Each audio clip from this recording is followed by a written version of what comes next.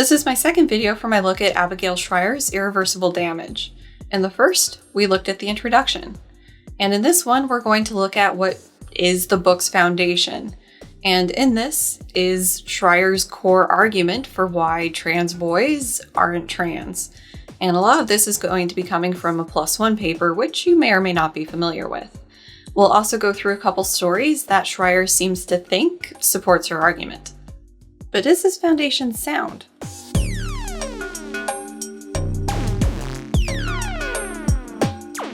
This video made possible thanks to the continuing support of viewers, patrons, and PayPal pals like you. Thanks! Hi, welcome back to the channel. This cognitive psychologist is continuing on through Shrier's 2020 book about a purported epidemic of assigned female at birth youth identifying as trans. Before getting started with that, there's a couple things to get out of the way first. Thank you to everyone who commented or messaged me with feedback or clarification points.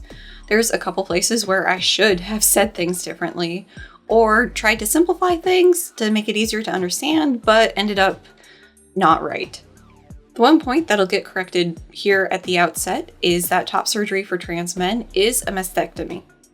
Also, big thanks to people who have lived experience in this area and have volunteered their time to help me in the behind-the-scenes back end of things, make sure that I'm phrasing things well and not making further mistakes. Hopefully. As said in the pre-roll, we're essentially covering the book's foundation in this video. Something to keep in mind as we go through this video is that with the way this book is structured, this is where Shrier's argument should get the legs to stand on. As Ollie from Philosophy 2 put it, we're figuring out if the argument justifies the conclusion. For reference, the next chunk is going to be Shrier setting up where the ideas for transitioning are supposedly coming from, and the final chunk is on why assigned female at birth youth shouldn't have gender affirmative care and about the people who oppose transitioning. We can break down the points of Shrier's argument like this. Today's youth are exceptionally lonely and isolated and ill-equipped to handle intense or negative emotions. Teens are moderate to heavy users of social media, which is making them more sad, anxious, or depressed. Some behaviors, like those associated with disordered eating for people with eating disorders or rumination and depression, can be spread socially, especially among girls. Social media is full of pro-negative behavior content, examples being self-harm or eating disorders. Point 4 is making teens engage in those behaviors more. Impressionable youth, particularly those assigned female at birth or AFAB, are susceptible into following into these behaviors as trends. The youth at the book's focus are an equivalent population to those with eating disorders and self-harm in the 1990s, or believing that they had repressed memories at the height of that phenomenon. Mini conclusion. Social media is leading to the youth at the center of this book to engage in this new negative trend. Gender dysphoria is a necessary component of being transgendered. Psychological disorders and symptoms, like depression, anxiety, eating disorders, or self-harming, are equivalent to gender dysphoria, which is equivalent to being trans. Mini conclusion. Gender dysphoria and a trans identity is contagious and able to be transmitted socially. AFAB youth are feeling more pressure to conform to societal expectations of women. AFAB youth are unable to deal with the physical aspects of puberty as well as generations before had. Puberty, or soon after, is when rapid onset gender dysphoria starts. Hormonal, meaning puberty blockers or testosterone, and surgical treatment would fix female puberty and reduce societal pressure to act or be viewed as women. Mini conclusion. The youth at the center of this book are identifying as trans to avoid the negatives of being a woman. Trans boys are not sexually active prior to coming out as trans. Mini conclusion. You have to have sexual experiences in order to understand your gender identity. There has been a recent increase in AFAB youth entering treatment at gender clinics, particularly in Toronto and Amsterdam, although other places as well. There has been an increase in AFAB people having gender-confirming plastic surgery. Mini conclusion. More of the book's topic youth are seeking out gender-confirming treatments, including hormones or surgery. Today's trans boys don't want to be perceived as masculine. Instead, they, quote, want to be seen as queer, definitely not as cis men, end quote. Trans boys, quote, have no plans to obtain the male appendage that most people would consider a defining feature of manhood, End quote. Mini conclusion. Trans boys are not seeking to be men, just not women. The youth at the focus of this book and in Littman's survey did not display signs of wanting to be a different gender as children, according to the parents. The youth at the focus of this book and in Littman's survey did not display gender dysphoria prior to coming out as trans, according to the parents. The youth discussed in this book and Littman's survey distanced or disconnected themselves from their parents after coming out as trans. The youth in Littman's survey changed personality and felt worse after coming out, according to the parents. Mini conclusion.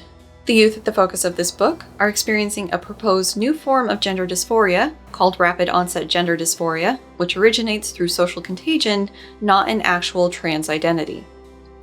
Rapid onset gender dysphoria will lead to a, quote, lifetime of hormone dependency and disfiguring surgeries, end quote. Conclusion. The youth at the center of this book need treatments other than gender-affirming care because rapid onset gender dysphoria is not linked to a genuine trans identity.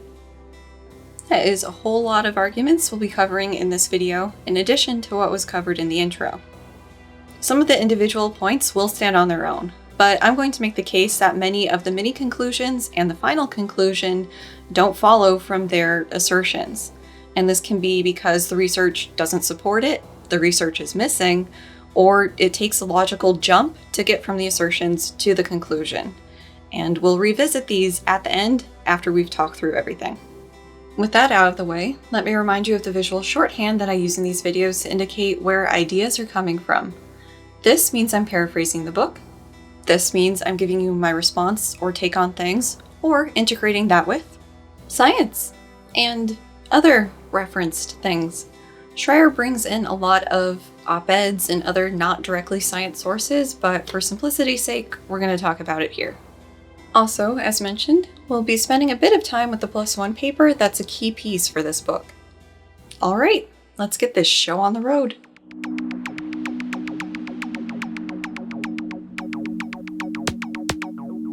And by get this show on the road, I mean we're going to have one little pit stop before hitting the freeway.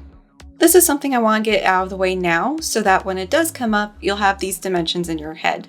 And for many of you, especially if you're subscribed to me, these are known quantities, but just in case. Let's talk sex, gender, and orientation. And this is roughly the level I would talk about it in intro psych, minus like the Kinsey research and stuff. Biological sex is mostly determined by your sex chromosomes. And it's not uncommon for people to think of this as a dichotomous trait where you're either XX and so female or XY and so male, but even at this level, it's not that clear cut. What we're typically talking about here is the sex that you're assigned at birth based on the visible reproductive bits. And it's unlikely that your chromosomes will be consulted in this determination, but in the case of ambiguous bits, ultrasound, karyotype, or some other test may be performed to figure out which is the best sex house to sort the baby into. That came out weird. Then there's a person's gender identity. As the lobster daddy himself, Jordan Peterson, is more than happy to point out, for most people, the sex assigned at birth will correlate with the person's gender. So, as an example, I was assigned female at birth and I identify as a woman. However, this is not a perfect correlation. Not everyone feels right identifying with the gender typically linked with their birth sex. Or, in the case of intersex people, the link between gender and sex may not be clear-cut. This is where cis, trans, and non-binary gender identities, among others, come into the picture. The terms cis and trans are Latin and used in biology. Cis basically means same side, and trans means across from. For example, gene expression in DNA can come from sequences on the same chromosome, so cis, or from sequences on another chromosome, so trans. Bringing this back to gender, cisgender then means that it's on the same side as what was presumed to be assigned to you at birth based on your visible genitalia, and side in this case is just the two boxes basically on like the birth form and all the other governmental forms. Rabbit hole for another day. So cisgender on the same side, transgender is across from the what was presumed to be gender assigned at birth. So then non-binary means that these two boxes aren't the best descriptor of how the person feels their gender is. Other possible identifiers are things like agender, bigender, gender fluid, gender queer, many possible descriptors. So in addition to biological sex, gender identity, there's also orientation. And this can be an all-inclusive label that encompasses physical attraction, emotional attraction, romantic attraction, or it can be more a la carte. At the most generally understood level of explanation, we've got people who are straight, who are attracted to somebody of the opposite gender, and then people who are gay or lesbian, who are generally attracted to people of the same gender. Someone who is asexual, or ace for short, may not be physically interested in other people. It's possible to be bi or pan, where you're interested in more people on the same side, opposite side, gender spectrum. Lots of other possible configurations because gender identity and orientation are complex topics. Other dimensions that won't really come up in this book, but just sort of mentioning for completeness, are things like how monogamous somebody is interested in being with their partner or partners, as the case may be. How much of a drive they have in the different needs that can be met, and loads others, I'm sure. So, a person could be assigned female at birth, trans, and bi. Their gender identity does not determine their orientation. They're separate dimensions. Okay, on with the book. We start this chapter with Schreier talking about life as a teenage girl in the 1990s, including her first kiss.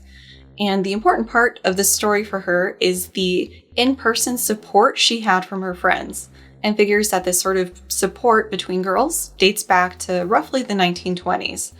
And a contrast to that is the relative isolation of teens today. Today meaning pre-quarantine COVID stuff. This is a piece in The Conversation by the psychologist Jean Twenge, a professor at San Diego University. This is probably the very abbreviated version of her book, iGen, Why Today's Super Connected Kids Are Growing Up Less Rebellious, More Tolerant, Less Happy, and Completely Unprepared for Adulthood. This idea that young adults today have some more positive traits, like tolerance or confidence, as well as some more negative traits, like unhappiness, seems to be a recurring theme for Twenge. Further, Twenge argues that some amount of time spent with a person online is not equivalent to the same amount of time spent with a person offline or in person. So, according to this view, this could help contribute to the increase in things like depression or other negative experiences. Somewhat recently, I saw The Social Dilemma on Netflix, and it's a documentary that basically argues, sincerely, phones, but too much. More specifically, that the tech giants are engineering their software to be as engaging and as addictive as possible to garner the most use and engagement from users as they can, and this is particularly impacting the younger populations. The truism of modern life comes to mind. If you aren't paying for the product, you are the product. The documentary makes a pretty compelling case that there's a huge ethical issue happening right now, and that something needs to be done to nip this in the bud before it gets worse. What exactly that is? Relevant to what we're talking about, nearly all the engineers and experts who were interviewed said that if they have kids, they don't have smartphones, or if they do, they have very restricted access. I can't deny having been sucked into unhappy places myself by things like Facebook or Twitter. And I'm an adult with experience of being sucked into time sinks and, presumably, a fully developed frontal lobe.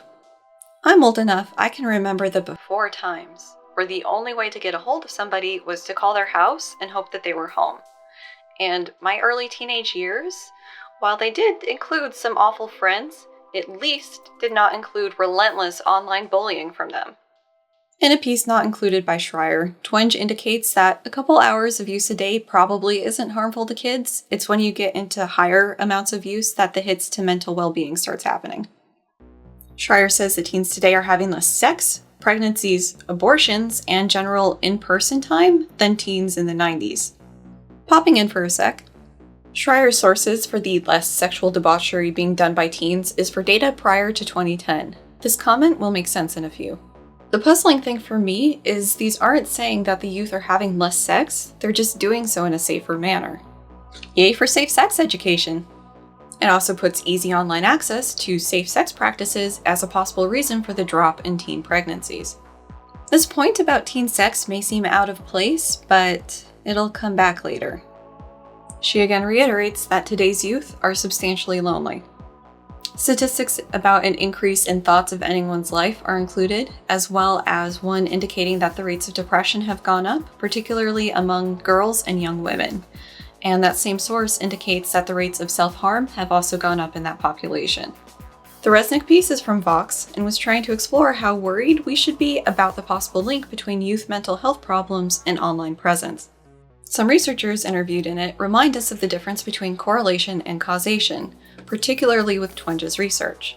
Just because there's a link between large amounts of screen time and depression doesn't mean that one caused the other.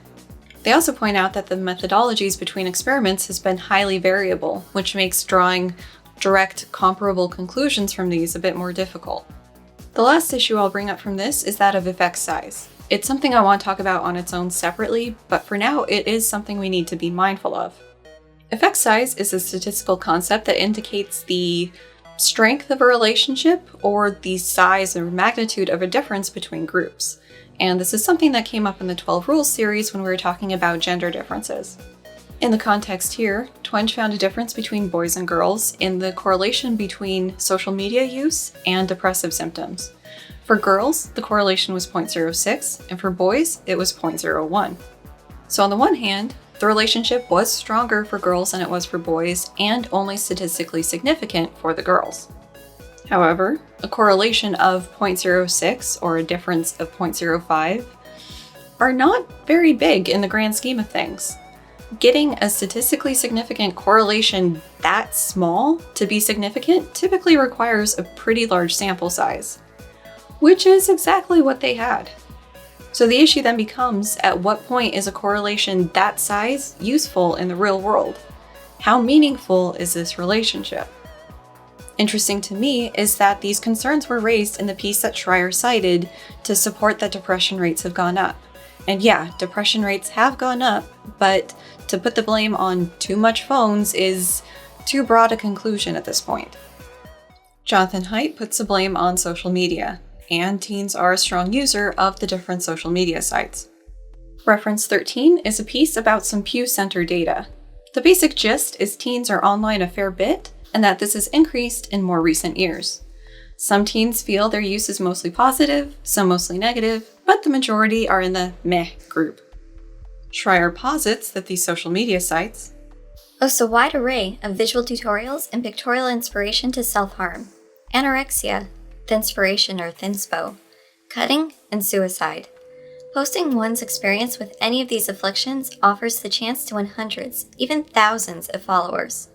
Anorexia, cutting, and suicide have all spiked dramatically since the arrival of the smartphone. So the way that numbering works in this book for the references, a reference that appears several times in a row will be numbered separately. So even though this quote looks like it has two references, it's a single one. And this reference is to a blog-ish website called Fourth Wave Now. The website's about indicates it was founded by the mother of someone who suddenly came out as trans. There's that sudden again. Ascribed to social media use. Their child later stopped identifying as trans and founded a now disbanded organization to share similar stories. This website aims to be a skeptical voice against the medicalization of gender atypical youth. In trying to find out a little more about this website, I found a piece from the Washington Post by an author who had been on the receiving end of parents caught off guard by and against supporting their transgender offspring in their transness. It's an interesting read, as users from Fourth Wave Now showed up to a Q&A with an expert on transgender, queer, and gender-questioning youth. It seems to have gone about how you may expect. Link in description. Anyways, this is a post by someone who currently identifies as a woman after previously identifying as non-binary, then as a trans man, which included some testosterone treatment. In part 1, Helena argues that Tumblr is the teenage girl version of the Lord of the Flies. She adds a caveat that she isn't an expert in psychology or sociology, so this will just be based on her observations. She asserts that the way Tumblr is structured leads to essentially echo chambers where critical thinking goes out the window and dissenters are silenced or bullied off the platform. Confusingly, Schreier's reference is to the second of a proposed 3-part post, but the link goes to the first. I can't find the third. In part 2, Helena goes into specifics on her knowledge of the self-harm and pro-Anna corners of Tumblr. What I'm gathering from part 2 is that part 3 would make the link between the previously mentioned parts of Tumblr and gender identity ideological communities, but as previously mentioned, there doesn't seem to be a third part. Okay, so there may be some empirical support for social media sites with this type of content, resulting in users going on and engaging in similar negative behaviors themselves. That maybe is there because other researchers didn't arrive to the same conclusion. And the important thing to note here is that the later research happened after websites like Tumblr became more proactive in shutting down that type of content, so maybe that's working. In any event, we are talking about specific types of behaviors a person can do, either forms of self-harm or behaviors associated with eating disorders. The missing link is that these behaviors are equivalent to gender dysphoria or a transgender identity. I can find research about these types of behaviors in the young adult trans population, but nothing that's putting either gender dysphoria or a transgender identity as the same thing as these negative behaviors. And that is one of the central arguments of this book. Schreier continues on to argue that teenage girlhood in America is practically synonymous with the worry that one's body does not measure up. Her point here is that the scope for a beautiful peer for a teen has gone beyond the local middle or high school populations to potentially anybody on the internet, with the aid of things like Facetune. As such, body concerns have been exacerbated by technology. The gist for Reference 17 is that digitally manipulated photos can amplify our awareness of our perceived bodily flaws, especially for somebody with body dysmorphic disorder. As is the suggestion for BDD, plastic surgery is probably not the best treatment option as it doesn't address the underlying cause. But that's for body dysmorphic disorder, not gender dysphoria, just to be clear. The thrust of Schreier's next argument is tying back to the relative isolation of today's youth we talked about earlier. She frames this as coddling of today's youth, as they go out less than previous kids and are more vulnerable. And she also says that they are less emotionally mature than previous generations.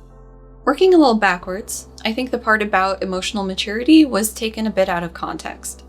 In the Atlantic piece, the developmental markers are for things like dating or starting drinking, and those are happening later in teens now than it did in previous generations. As pointed out earlier with Twenge work, making clear statements of why the youths are doing something or feeling the way they are is hard to do because the research isn't set up to make sweeping statements about that.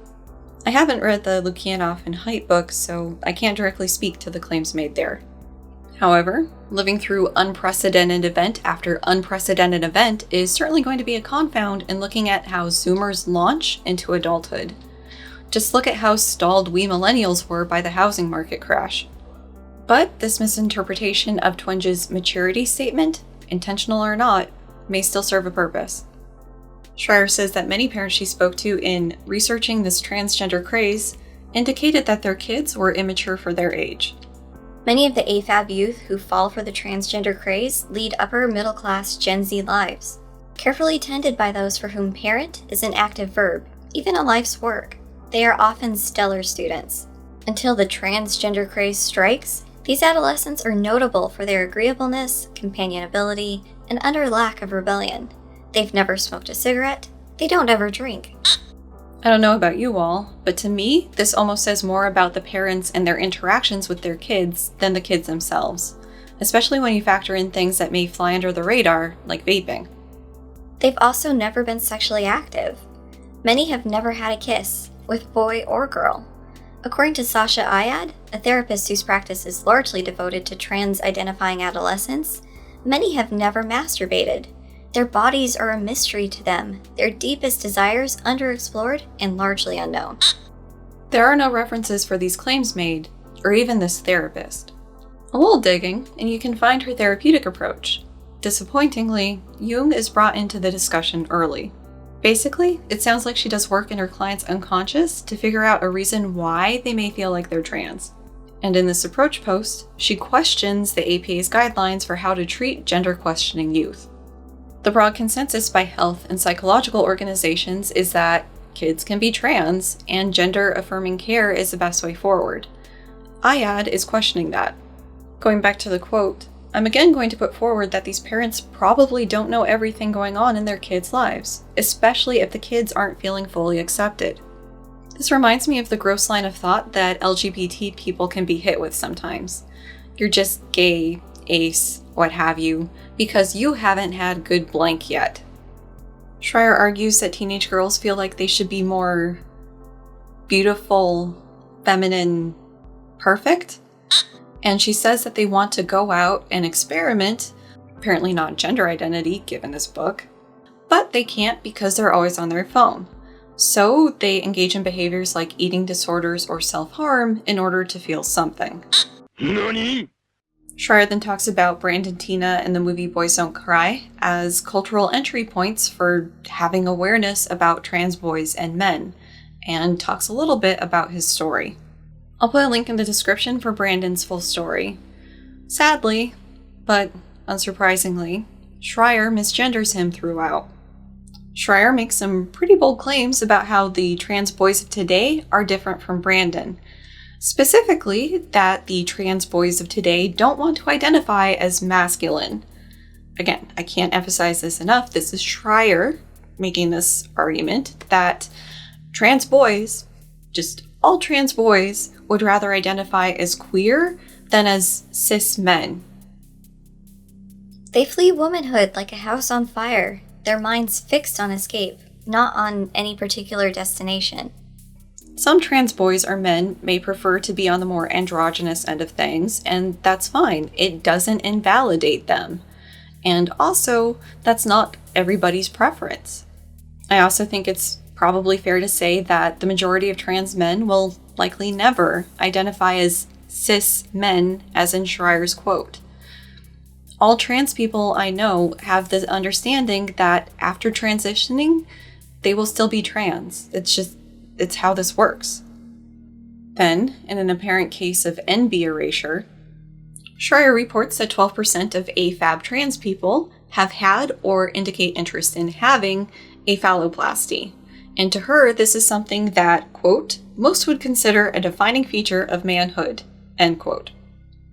Schreier leaves a bit out here. For one, the 12% is just for AFAB respondents, but includes both people identifying as trans and non-binary. If you look just at trans men, the comparable figure is now 22%, with 43% unsure and 35% not interested. Furthermore, Schreier only included phalloplasty, which involves the surgical construction of a penis, but opted to not include metoidioplasty, which instead releases the testosterone-enlarged clitoris from the supporting ligaments to be the penis. Adding that procedure in adds many more people into the mix. Oh, but she went and opened this can of worms. You gotta have a dick to be a man. And apparently it has to be the right kind of surgical dick to count.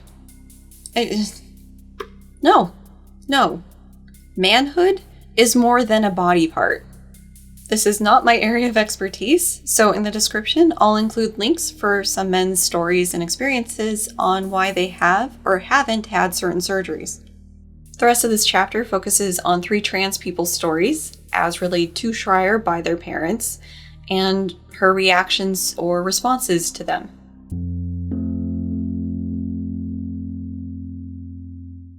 Jay had 2 moms who believed Jay to be straight. Jay did ballet. Jay joined the Gay Straight Alliance, or GSA, in high school. Jay had no history of gender dysphoria and wore bikinis at the pool. Leaning into the expected gender norms can be one way to try to deal with gender dysphoria.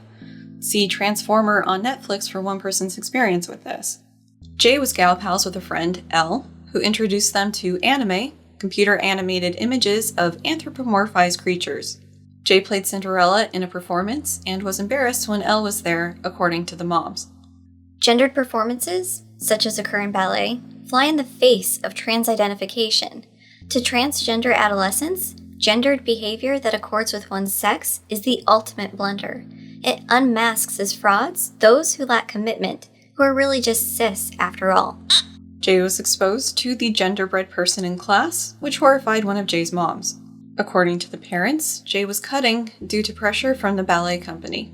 A therapist raised the possibility of Jay being trans and experiencing gender dysphoria, and Jay was referred to an endocrinologist. This was sought by the parents.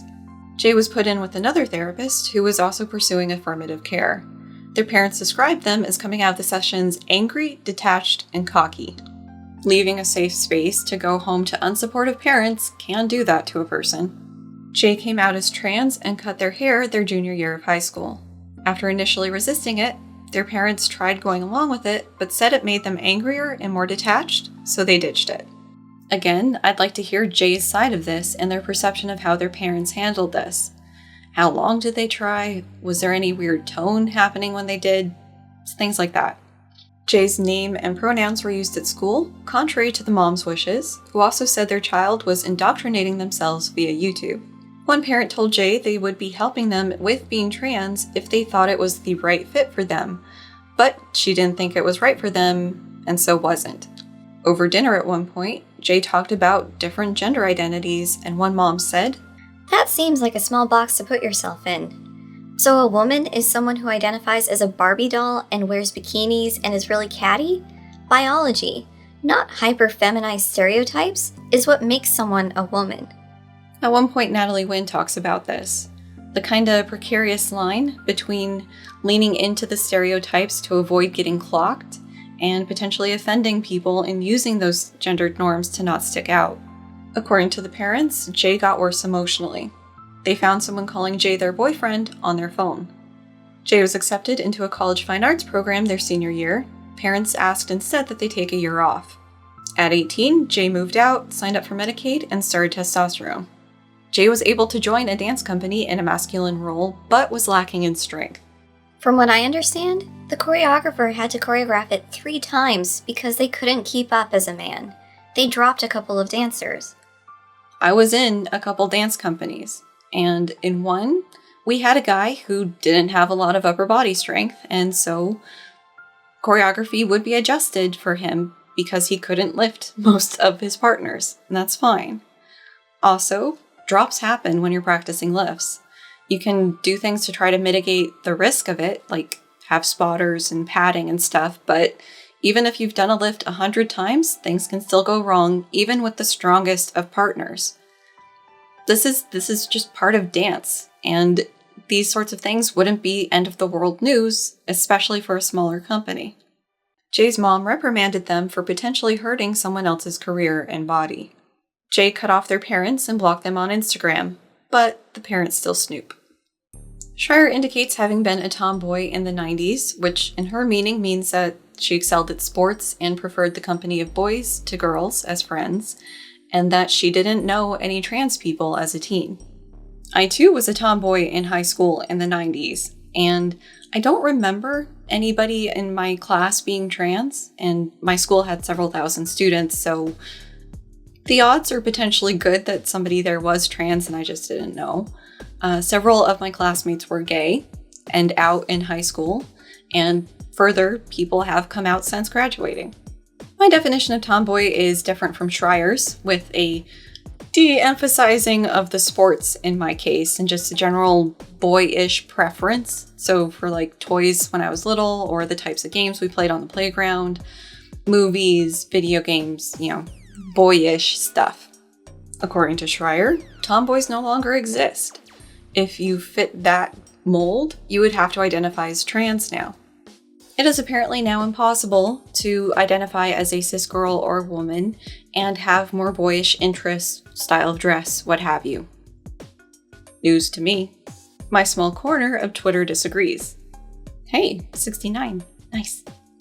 Schreier says that there wasn't the pressure to make any identity decisions we couldn't easily take back, and knows several people who came out as gay post-graduation, and she contends that this is no longer the case now. I remember knowing gay, lesbian, and bi people in high school, and those seem exactly the sorts of identity decisions she's talking about. Many of the assigned female at birth youth, now being cornered into a trans identity, might, in an earlier era, have come out as gay.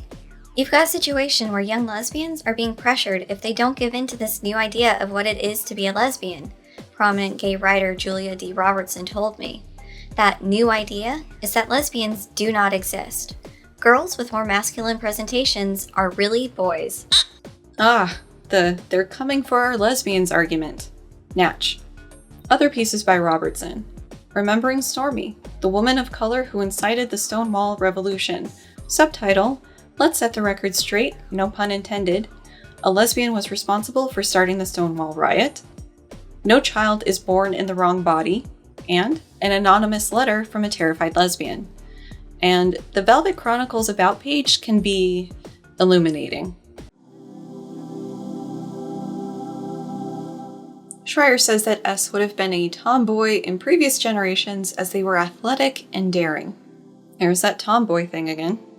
S's mom said that when they were little, they wanted to be a boy, but figured that this was due to them having older brothers and thought that S might be a lesbian instead. Wasn't one of the defining features of rapid onset gender dysphoria that there wasn't a prior history of wanting to be a boy?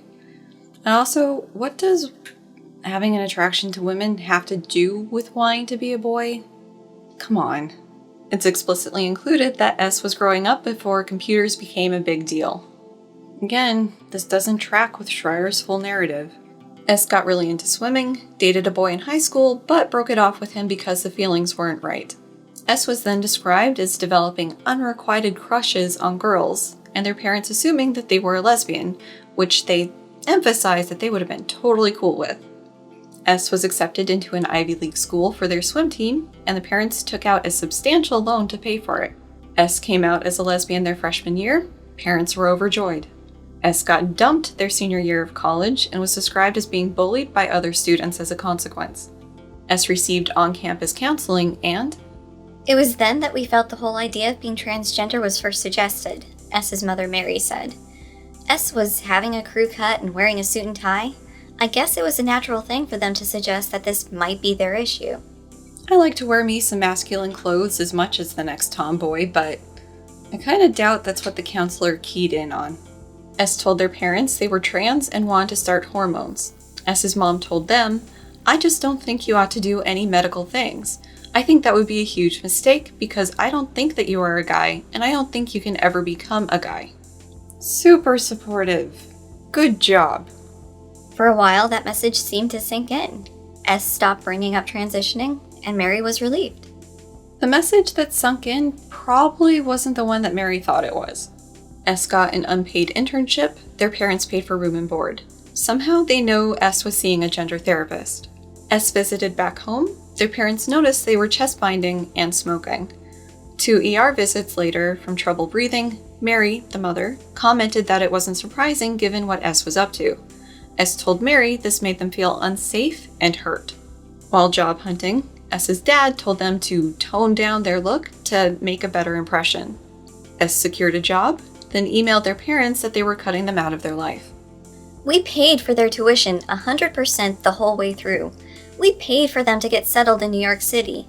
We paid for their first 6 months when they had their unpaid internships so they could get their first job. The week before they cut off all contact with us, they borrowed $2,000. Mary and Dave continued paying for S's cell phone and health insurance long after they wouldn't return their calls or emails. We're toxic, but our money isn't.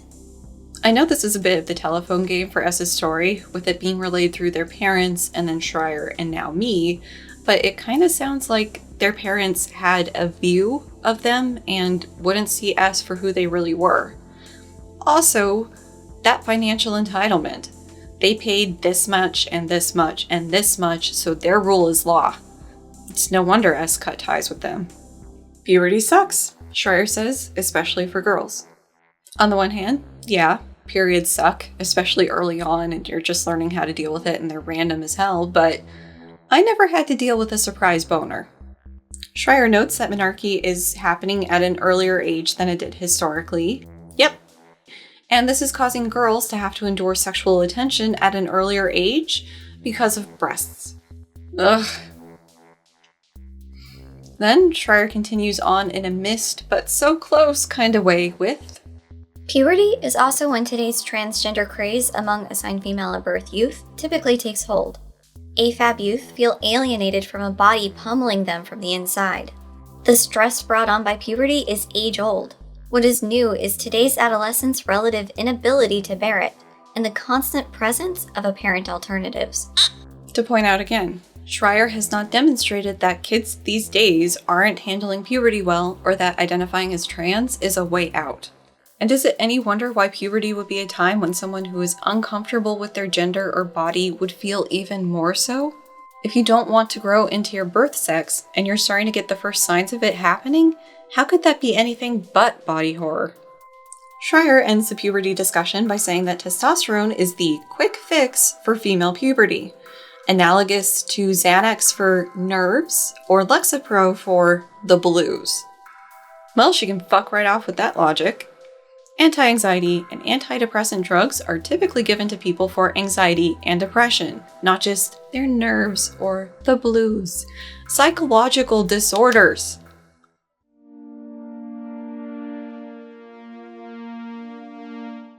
G was pretty girlish and the child of Indian immigrants, one of whom is a physician.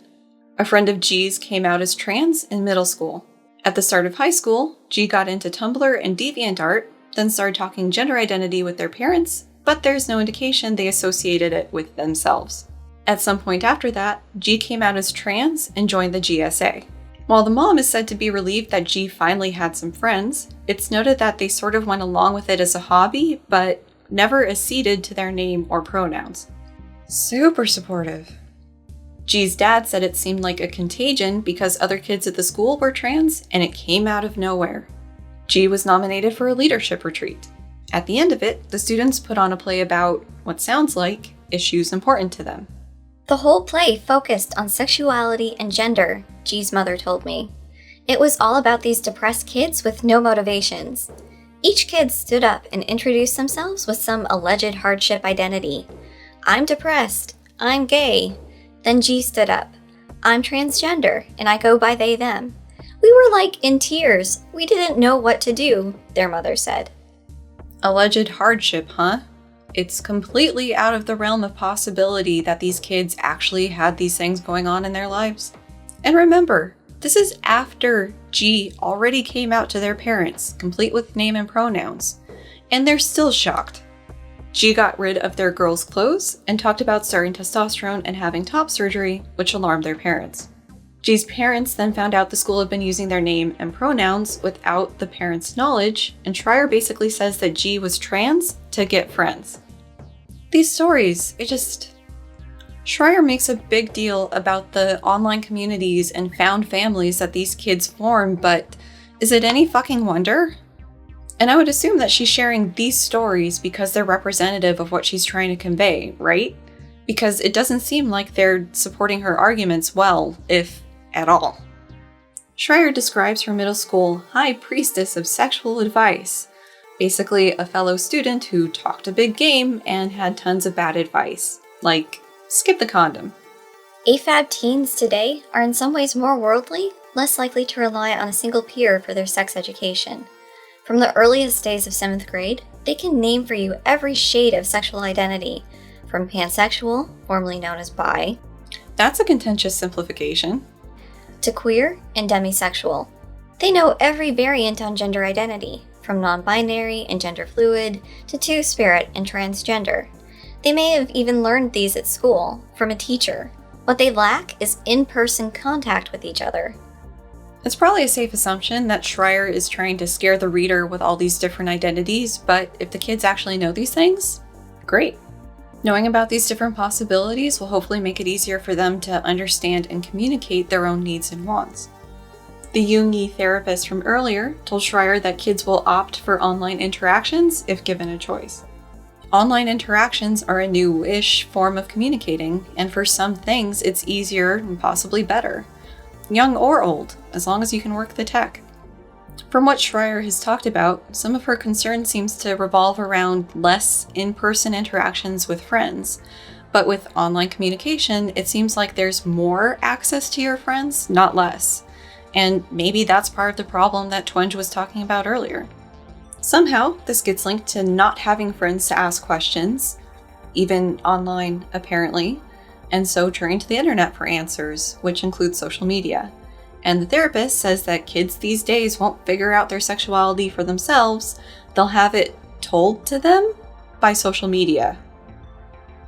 Somehow. Ready for this to take a turn? Extensive daily internet use provides casual conversants with every sort of sexual fetish. They know what a furry is and have seen bondage porn. They're au fait with the lesbian videos so popular on Pornhub. The average age at which they first viewed pornography is 11. Starting with the reference. Reference 28 is a HuffPost piece about how to parent in today's day and age. The 11-year-old exposure claim link leads to an unfound page on the Center for Parent Youth Understanding website. The CPYU appears to be a faith-based group with a goal of being able to interpret media messages in light of the truths of God's Word. Super!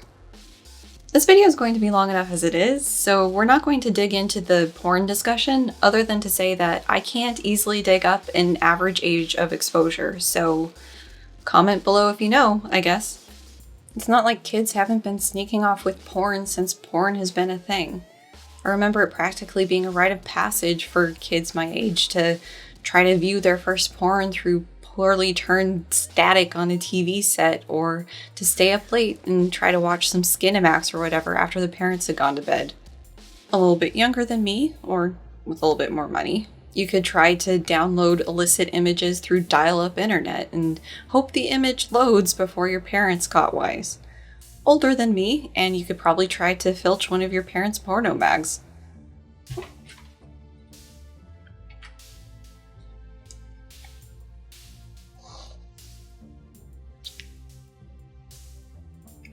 The rest of this quote fares no better, really.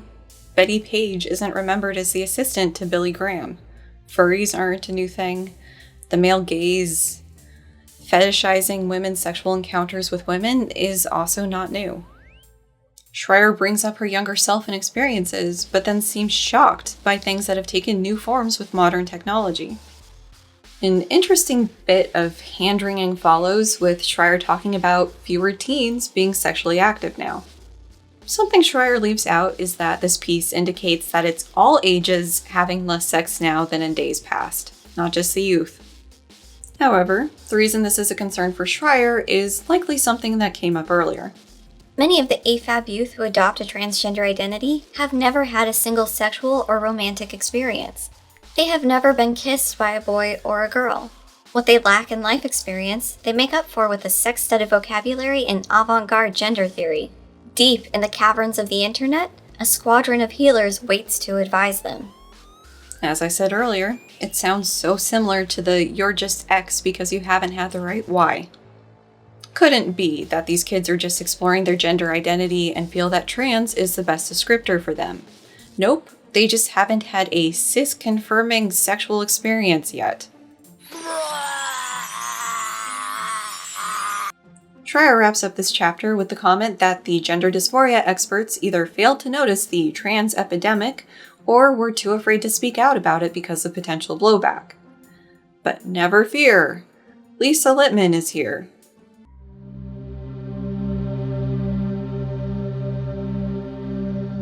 Dr. Lisa Littman, as described by Schreier, is a OB/GYN turned public health researcher. Her specialization had been in abortion stigma and contraception, but became interested in gender dysphoria when she saw several teens come out as trans in her town on social media. This increase wasn't just localized to her town. And now some statistics from Schreier. In the 2016 to 2017 window, the number of gender confirmation surgeries increased more for trans men than trans women, as discussed by this tweet. The tweet was in Schreier's reference list. Let's take a broader look at those surgery numbers. This doesn't appear to be something the American Society of Plastic Surgeons published prior to their 2016 report, which includes numbers for 2015. The data is based on reports of surgeries done by society members. I want to add two things. First, for the years included, and probably before, roughly 1% of all the plastic surgery procedures done were done on teens. These tend to be for things like nose or ear surgery or male breast reduction, their phrasing. Second, these reports don't explicitly identify what falls under gender confirmation surgery. Elsewhere on their website, they do have a list, and it's basically top or bottom surgery plus facial surgeries. To make it easier to look at, I pulled together a plot for the available gender confirmation surgery data. Horizontal axis is year, and the vertical axis is the number of surgeries reported, broken down by gender. And then just throw on some trend lines here, and we're good. So it seems like the rate was comparable between groups up until 2017. The slight rise between 2015 and 2016 for both groups was commented on in a press release on the Society's website, with the rise being ascribed to access to care, and a note that these surgeries are more about helping the person feel comfortable with themselves than their perception by others. There is not a similarly placed press release about the increase in surgeries for trans men after 2017. The thing that I'm noticing with this plot is that there's roughly linear growth in the number of surgeries for trans women, and after the jump in 2017, what looks like a linear growth for trans men. Although at some point these have to plateau or drop off. They can't just keep growing indefinitely. Unfortunately, data is not provided for the proportions of the different surgeries, so it's unclear what exact work is being done by people. Now, I am curious why this jump apparently happened in 2017. I'm not a member of the trans community, so there might be something just completely obvious that I'm not remembering, but the only thing that comes to mind for me is that's roughly the period of time when the bathroom ban thing kind of became a huge issue in the US. And so maybe more people started having surgeries to avoid harassment or worse for using the bathroom that's appropriate for them. Alternately, one history chapter indicates that a lot of states started adding protections for trans people in the mid-2010s. So with those protections, maybe people felt more free to pursue surgical options. I mean, if you have an idea, absolutely comment below. I would love to know. So, back to Schreier. Given that a very small subset of all surgeries is being done on teens, and a slightly larger proportion on younger adults, it seems unlikely that this jump in surgery numbers is due to that population going under the knife. Another tally point against the so-called trans epidemic. But back to Schreier's stats dump. A Telegraph piece about a rise in AFAB kids in the UK seeking some form of gender treatment without enough detail to fact check, so skip. A shift in several countries from predominantly AMAB children to AFAB teens seeking treatment. The references in this note is a bit of a mess. It took me a bit to parse what was happening. We spoke about the first reference in the intro, and it included the figure on screen now, so we won't rehash it here, other than to say that I received several clarification comments that just because someone was referred in for treatment doesn't mean that they either actually received treatment or ended the process identifying as trans. It's possible for kids to go in for treatment, go through the process, then leave treatment, identifying as cis, trans, non-binary, gender fluid, any number of possible things. The second reference seems redundant with the first reference, and that's why I got tripped up. The third reference, let's clear up something brought to my attention by someone happy to be here after my first video. You may recall one of Schreier's sources in the intro being a paper by one Kenneth Zucker. This paper was talking about the 70 to 80% estimate of kids who stop identifying as trans around the start of young adulthood. In particular, Zucker's paper was a response to the paper discussing this figure and arguing for gender-affirming care. Zucker's paper was the one I observed was pedantic and bringing beef into the discourse. So I didn't look into Dr. Zucker, just that he had a gender clinic in Toronto and was the chair of the APA Workgroup for Sexual and Identity Disorders. That, dear viewers, is just the tip of the iceberg, but we're going to keep this brief. He did have a clinic that was closed down when Ontario banned conversion therapy. Yup, he was doing a form of conversion therapy where he would try to encourage kids who are questioning their gender to stay cis. Zucker's appointment to the APA workgroup was opposed by many LGBT activists, understandable given his therapeutic approach. So, yeah, Zucker, a name that's going to show up a bit more in this book. On the third references authored list are people like Zucker, plus Ray Blanchard, who you may remember from the autogynephilia video from ContraPoints. Encouraging start. Authors' therapeutic orientation concerns aside, there did seem to be an increase in the number of AFAB youth seeking treatment. As we talked about in the first video, the authors don't seem alarmed by this shift so much as curious as to why it's happening. So, yeah. Schreier says that Littman got snagged on this shift and decided to do her own research on the matter. And Littman gathered data from parents of trans-identifying adolescents who had had no childhood history of gender dysphoria. Schreier keeps pointing to this as a defining feature, but in the stories she shared, the parents were, quite frankly, blind to their kids' gender identity. Both, at some point in their lives, told their parents that they were trans and were apparently ignored. Let's talk about Littman's paper. For start, it was published in PLOS ONE. Don't get me wrong, there's plenty of improvements that could happen to the current way we publish scientific research. But, at least at most journals, you don't have to pay over $1,000 to get a paper published, like you do with PLOS ONE. One of the selling points of the PLOS journals is the quick turnaround time. So, I think I saw it's like 2 months. So you submit a paper, goes through a review process, revision process, and 2 months later, it's published, which is cool because you get research out fast. But there is a potential for some abuse of the system there, which I'm pretty sure happened to me.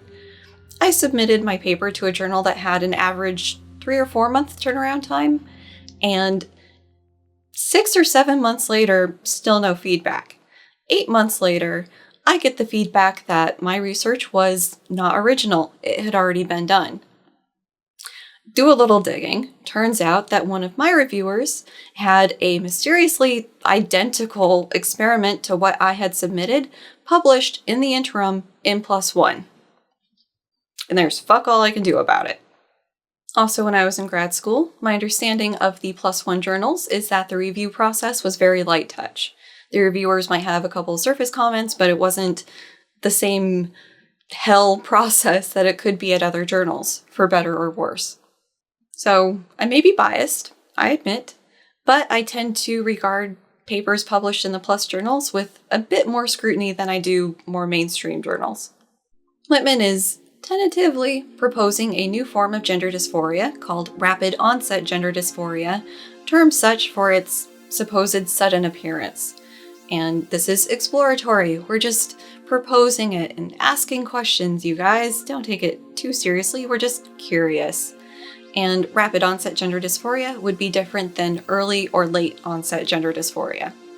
Fortunately, the bulk of her introductory ideas have been discussed in this book already. The rise in AFAB youth seeking treatment in places like Toronto or Amsterdam, the social contagion idea, where it's proposed that the gender dysphoria could be spread, similar to the ways that disordered eating behaviors can be spread between people with eating disorders, and lots of Zucker. Half the references for her support in the paper's purpose of the idea that this goes beyond the current understanding of gender dysphoria come from the Fourth Wave Now website. I didn't realize that blogs held so much weight as reliable, valid scientific sources now. Neat. A link to a survey for parents was posted on Fourth Wave Now, Transgender Trend, take a wild guess at their stance on ROGD with that name, and Youth Transcritical Professionals, a WordPress blog that is now private, but again, with transcritical in its name, you don't really have to guess. I'll note here that in the discussion, Littman tries to justify this as a way to maximize the likelihood of finding cases of ROGD. The correction to this paper, because that's how PLOS ONE decided to deal with the public response to it, indicates that the link was also shared by someone to a private Facebook group called Parents of Transgender Children that has a pro-gender affirming perspective.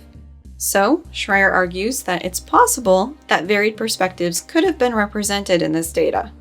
It has come to light? Really? Really? That's convenient when one of the criticisms was the bias sampling. The survey itself doesn't seem to be available anywhere, so the exact items given to parents at this point is unclear. That's weird.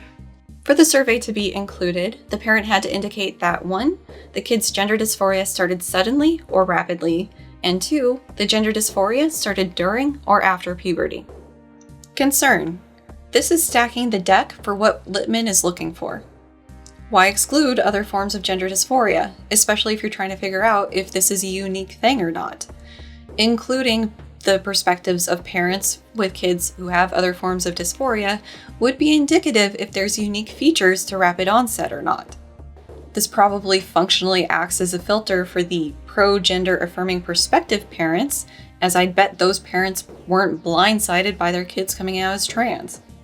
The survey included questions about the parents' attitudes towards LGBT rights, their children's mental health and learning ability, items related to the DSM-5 gender dysphoria diagnostic criteria, information about the child's friends, exposure to social media, the nature of the relationship with the child, experience with doctors related to gender treatment, and how well the child coped with strong or negative emotions.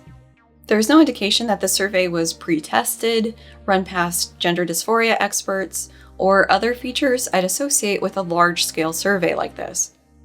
This is absolutely a nitpick, but I hate when authors include that they did their statistics in whatever program. Although, doing your statistics in Excel is an unusual choice in my experience. One that makes me kind of wonder how much training the author has in statistical analysis, as we'll typically just be creatures of habit and use what we were taught to use in classes, things ranging from SPSS to R. Comparisons were significant at the p less than 0.05 level, with no indication of any correction for multiple comparisons. Qualitative analysis was done on the questions where parents could supply an answer, as opposed to the items with the Likert rating scale. This portion was apparently revamped with the corrections. Another nitpick. If you're going to publish data tables, at least make them look nice. Spend a little time formatting them for posterity's sake, if nothing else. Most parents indicated they were in favor of gay marriage and trans rights, in theory. Unsurprising given the recruitment choices, but most children were AFAB. Additionally, the children had a variety of reported sexual orientations, many had friends who were trans, and used the internet more prior to coming out as trans. According to Littman's results, no child discussed in this experiment would meet the DSM-5 criteria for gender dysphoria. Objection! For one, these parents aren't unbiased observers. As users of these particular websites, they subscribe to the belief that their child had displayed no gender dysphoric or trans behaviors prior to them coming out. As illustrated by Schreier's own stories, these kids may have been demonstrating behavior that would have checked off the diagnostic criteria, but it was just ignored or not seen by the parents. For two, as a form of verification, it would have been useful to have parents with kids who have what Littman would probably consider valid forms of gender dysphoria to make sure that these questions are actually catching those sorts of behaviors. For three, all of this is assuming that you need to have gender dysphoria in order to be trans, which isn't the case. The parents reported their kids having different psych disorders or other things classified as vulnerabilities by Littman. Once again, some form of control and/or comparison population would have been invaluable here. Generally, when we're doing a science, we try to avoid confirmatory experimental designs because you tend to find exactly what you're looking for because you biased your experiment. The average age of coming out as trans was roughly 15. Most were living at home. Most announcements blindsided the parents. Most came out with language found online, and most parents don't believe that their kid is trans. The part most damning to me is the disbelief by the parents. I know I shouldn't be surprised given the recruitment sites, but this is a hard enough announcement to make and a realization that this is the path that you're going to be walking down, but to not have your parents' support as you're doing it breaks my heart. The language found online part fits into Schreier's narrative that these kids are only following scripts to get what they want. But let's take the kids' perspective for a sec. This is a hard conversation to have, even with supportive parents. Getting help in how to talk about things and how to say things doesn't mean that they aren't legitimately experiencing these things. And for fuck's sake, adults do this all the time for all sorts of things. One of Schreier's references earlier, the one that talked about the age of exposure to porn being 11, that had a list of how to talk to your kid about porn. According to the parents, most children intend to transition in some capacity, and over half think it will improve their life in some way. One item here. Adolescent or young adult brought up suicide in transgender teens as a reason that their parent should agree to treatment. This might just be me, but if my kid came talking to me about this, they would have my attention at the very least. And granted, we're only getting a snippet of info about these kids and their lives, but if your kid comes to you, says they're trans, and then just sort of hypothetically floats that transgender teens have a higher risk of suicide, you take that shit seriously. According to the parents, the majority of kids had at least one trans friend. Coming out appeared to increase their popularity, and the majority of friend groups were known to mock people who are not transgender or LGBT. Why is trans in there twice? Weird how friendships can form around common interests or experiences. What are the odds? Also, such a strange coincidence that coming to terms and being more true to themselves might let them come out of their shell more, which would let other people engage with them more, thus possibly increasing their general popularity or friend group. Finally, dropping the sarcasm, for now, I'm willing to bet that this mocking that's being talked about here is along the lines of, are the straights okay? And other Zoomer-ish humor in that vein. And they call millennials snowflakes. In the qualitative analysis for this, apparently one of the kids called their parent a breeder. There is some discussion of the behaviors of the children, mostly centered around the friend group pushing the child to mock cis or straight people, or emphasizing their victimhood. As told from the perspective of parents who don't think that their kid is trans. According to the parents, most of the kids had an uptick in internet or social media usage prior to coming out as trans, and the table includes a breakdown of the reported varieties of content seen. I want to draw your attention to the last row here. Half of the parents don't know if their child received any of this advice online. This will make more sense when we get into Chapter 3, but I'm skeptical about the representation of some of these advice points. If Littman is anything like Schreier, these points are not really an accurate representation of the content. According to the parents, after their child came out as trans, only a minority of kids' mental well-being improved, a minority of the parent-child relationships improved, a minority of kids' grades improved, and interests are kind of all over the place. So, given that the majority of the parents haven't been supportive of their kids coming out as trans, it's not exactly surprising that the parental report is that their kid isn't doing as well or that their relationship suffered. Duh. Even having some extra trouble in school makes sense in this context. According to the parents, most of them were called transphobic or bigoted by their child. The kids generally became more isolated and less trusting in some way, and a minority experienced problems with school or their work life. And for most, these were a deviation from the kids' normal behaviors. I imagine most of these parents thought they were being rational and reasonable in their response to their kids after the kid came out as trans, but I doubt it. Especially with the majority of the respondents indicating that they don't believe their child is trans, and the child probably is aware of this, given some of the items like the parent continuing to use the birth pronouns or name. And as a consequence, it would make sense for the kid to appear to withdraw or stop trusting them. The parents reported that most children did not go to the doctor for the purpose of transition. For those who did, I think, the majority did not exhaust other explanations for their kid's transgender identity before moving forward. Not quite half requested medical records, and the majority did not receive medication on their first visit. The majority of parents are pretty sure that their child misrepresented some part of their medical history. I'm a little confused by the numbers here as they don't seem to add up. Like, why are the totals for the items past the first one above 92? It's also unclear how many parents were in these clinical meetings with their child and how many were filling in what happened after the fact.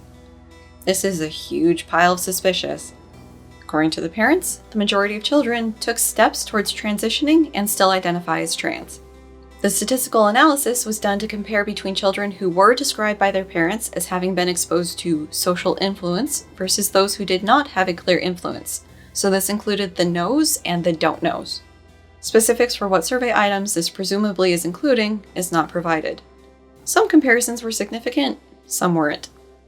I understand this is supposed to be exploratory in nature, but given the concerns I've expressed, especially that this is all based on the reports from the parents who don't seem to have the best understanding of their kids' lives, if not outright biased, I'm not sold on any of these differences. So much hangs on the validity of the survey and the data gathered from it. Without that, the comparisons aren't valid themselves. Littman takes her results as indicating that rapid onset gender dysphoria is a different form of gender dysphoria and could be arising from a social contagion or problems with coping. She does acknowledge that the parents could have missed signs when they were younger, but only for a subset of her sample. Her suggestion for children and young adults to not follow medical advice they find on social media or to self-diagnose with things based on what they've read on the internet isn't bad in and of itself, but it's in the greater context of this paper, and also for clinicians to do a thorough medical background, workup, history, everything to see why the kid is trans, instead of just them saying they're trans. Especially if the parent disagrees that the kid is trans. I also don't understand Littman's insistence that all other possibilities, like mental health issues or a history of trauma, be thoroughly exhausted before entertaining the possibility that a young adult or kid who has come forward as trans is trans, and continuing on and helping them with that. And we're done with the paper. Back to Schreier. If the sudden spike in transgender identification among AFAB youth is a pure contagion, as Dr. Littman hypothesized, then the youth rushing toward transition are not getting the treatment they most need. Instead of immediately accommodating every adolescent's demands for hormones and surgeries, doctors ought to be working to understand what else might be wrong. At best, doctors' treatments are ineffective. At worst, doctors are administering needless hormonal treatments and irreversible surgeries on patients likely to regret them. Dr. Littman's theory was more than enough to touch a nerve. Something that isn't clear to me from Littman's paper is the timetable the kids have for the medical treatments. There is variability in how soon the child wanted to transition after the announcement. So even though the majority reportedly wanted some form of medical treatment, it's not clear that these kids were indicating they wanted it then and there or while they were even a minor. Especially when you look at the reported transition steps taken by the kids. Only a minority had had some form of medical treatment, and maybe that number would be higher had the parents been supportive, but it hardly seems like these kids are immediately starting a medical transition. Scaremongering much? Schreier says there is a strong negative response to this paper, from activists to academics. To give credit where due, additional points raised by the Rester commentary are: first, that Littman pathologized the transgender identity, which goes against the APA, World Health Organization, and World Professional Association for Transgender Health. Second, the statistical analyses did not account or control for differences in friend groups, social media use, or the actual internet content accessed.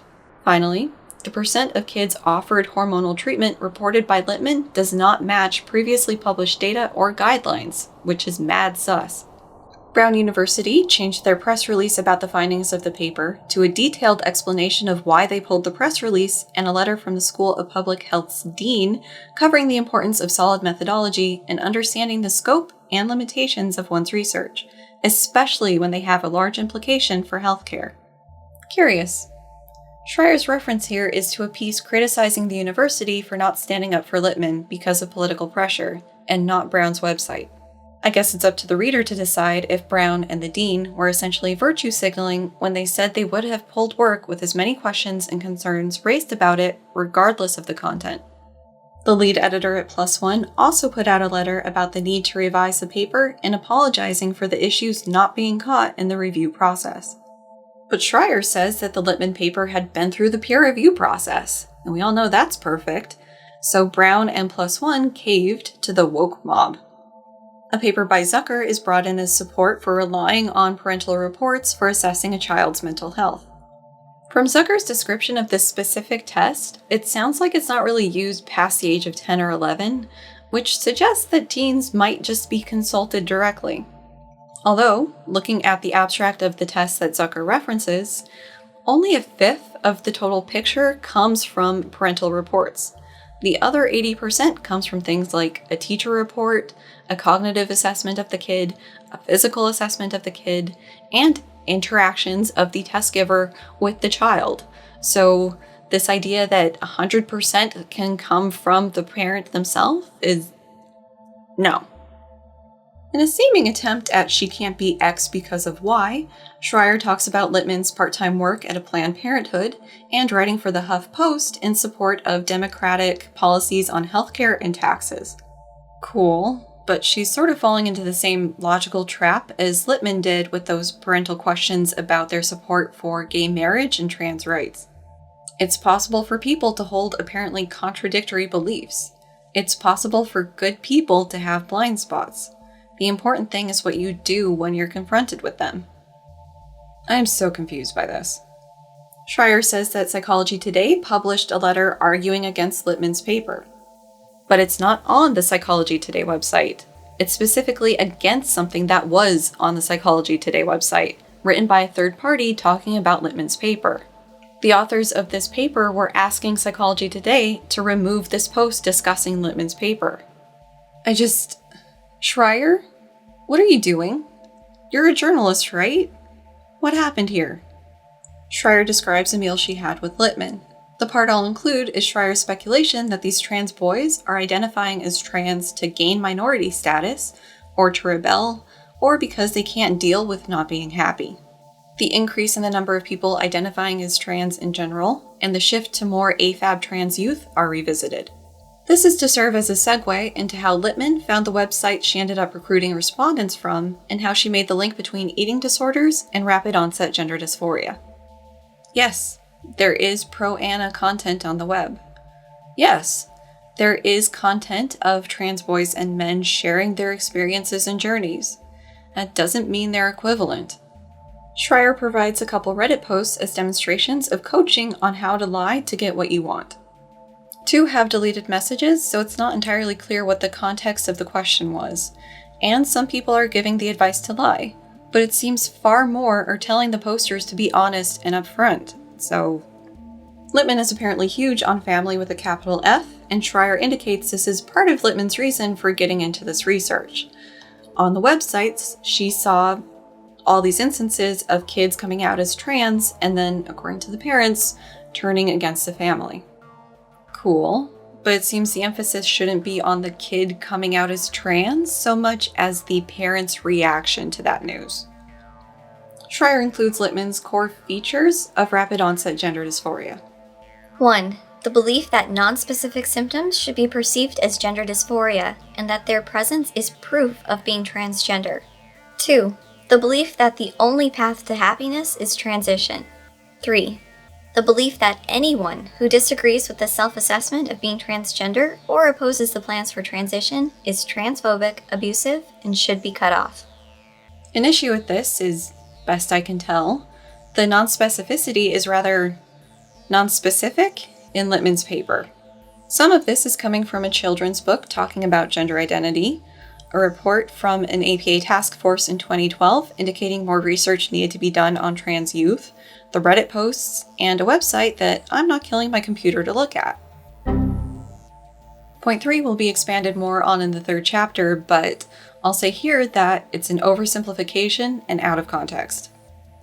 In a sad case of calling it in the last video, Littman, quote, considered the possibility that this atypical strain of gender dysphoria might itself constitute a form of intentional self-harm, end quote.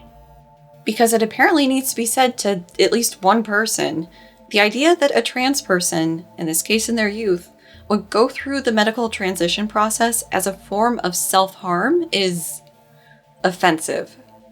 It's right up there with Blanchard's idea that someone would be a trans woman either because they're gay and hoping for easier access to partners, or because they secretly get off on the idea of having women's genitals.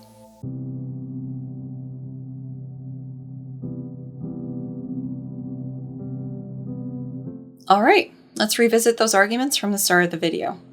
The loneliness and isolation doesn't seem to just be a youth problem, and the kid's ability to handle intense or negative emotions? We'll leave that as a maybe pending further research. This one was sort of supported by the research. There seems to be a correlation between the duration of social media use and negative emotions, but the cause is unclear. This does seem to be the case, albeit with the caveat that kids with pre-existing disordered psychology are at a greater risk. I'm going to need more sources than Fourth Wave Now to buy this argument. As per point 3, this seems to be more of an issue for teens already with the disordered behavior. In this setup, it's also contingent on the availability of the content. The trend aspect needs to be established. While it does seem AFAB youth are more vulnerable to this, as per point 3, the trendiness to the behaviors is not clear. This point is a logical jump. The overlap between these groups has not been established by Schreier or Littman. The closest Littman comes is, quote, if similar mechanisms of social contagion and anorexia are at work in the context of gender dysphoria, this greatly complicates the evaluation and treatment of impacted adolescents or young adults.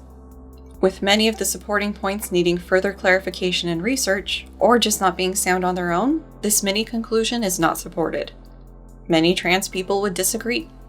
This equivalency has not been established by Schreier or Littman. If anything, the separation of gender dysphoria from a trans identity would indicate they aren't the same. The foundation for this point has not been established. While the story snippets seem to indicate that the trans kids may have trans friends, that does not mean that they caught being trans or gender dysphoria from their friend or from online. The direction of causation is unclear, and that isn't good for the rest of this argument. I will grant that with the rise of social media, teens may be feeling more pressure to look and act like the huge social media influencers. This point has not been established besides an assertion from Schreier. This point is not the strongest. Work would need to be done to differentiate rapid onset from late onset gender dysphoria, especially given the changing cultural context surrounding the awareness of the transgender identity. Alternately, it may have become a pressing issue for the child. They may not have realized how dysphoric growing into their body would be for them until puberty started. This point doesn't really make sense. Female puberty would likely just be an awkward and uncomfortable time for cis AFAB teens. Yeah, it sucks, but it's not something that needs fixed. Individuals looking to fix female puberty would probably identify as non-binary and/or trans. Same goes for the social role. This is purely an assertion from Schreier that does not seem to have empirical support. Aside from the Jungi therapist, no proof was provided for this claim. This argument doesn't hold water. Littman indicated in her paper that early onset gender dysphoria was hunky-dory, and I certainly hope preschoolers or elementary students haven't been sexually active, but they're trusted to start the gender affirmation treatment process. Why not older kids? Seems to hold up, sucker and all. I can't argue with the Plastic Surgery Association numbers. I pointed out that only a minority of people having plastic surgeries are minors or young adults, so this idea that there's a huge influx of young trans men seeking out surgeries seems unlikely at this point. And as pointed out to me, just because people are entering a gender clinic for treatment does not mean they are going to come out on the other side identifying as trans. Even in Littman's paper, the majority of parents did not indicate that their child was receiving hormonal treatment, just that they were interested in pursuing it. Where's the proof? Being a man is more than having a dick. This does not invalidate trans men's identities. Nope, no proof provided besides the Jungi therapist. As discussed and illustrated by Schreier's shared stories, the kids did seem to be displaying signs along the lines of the DSM-5 diagnostic criteria. They were just apparently not being seen as such by the parents. So if anything, Schreier's stories are providing evidence counter to this claim. Same as the previous point. Littman may be trying to establish this as part of rapid onset gender dysphoria, but to me, it says more about the familial relationship after the child does not receive support in a critical and vulnerable time. That's assuming these are accurate portrayals of what had happened. Same as the previous point. This paper does not establish the existence of rapid onset gender dysphoria, or its etiology. Much more work would need to be done to establish this as a separate form of gender dysphoria following the development proposed by Littman. Citations needed. The standard practice for trans youth is to pursue gender affirmative care. This standard is the result of a metric fuckload of research demonstrating that this is the most effective and ethical treatment path for these kids. At some point, they may feel that the trans identity isn't actually the best fit for them, and that's okay. The more permanent treatment options aren't the ones used right out the gate by doctors worth their salt. So yeah, my basic take here? No. There are serious flaws here. Only relying on parental report, as discussed via the Zucker paper, is not done. It can be part of the information gathering process, but using that as the sole source of information is irresponsible. I was a good kid. I was a nerd. I graduated towards the top of my high school class, but there were many things hidden from my parents. Their ability to give an accurate report, like what Littman was asking the parents to do in that paper, they couldn't have done it. Recruitment of the parents in Littman's survey happened primarily through support boards of varying forms of help, my kid thinks they're trans, and I disagree. It's going to be biased. The abruptness of the gender dysphoria, according to the parents, isn't indicative of a social contagion. It is indicative of any number of possible things. 1, the parent just not seeing the gender dysphoria that was there. 2, the child not really having a full understanding of what was going on until puberty was staring him in the face. 3, the possibility that that just happened to be the time that the kid found the right vocabulary to talk about what they were experiencing, or people sharing experiences that mirrored their own. Any number of possibilities besides it being a social contagion. So yeah, that was these chapters. Until next time, bye.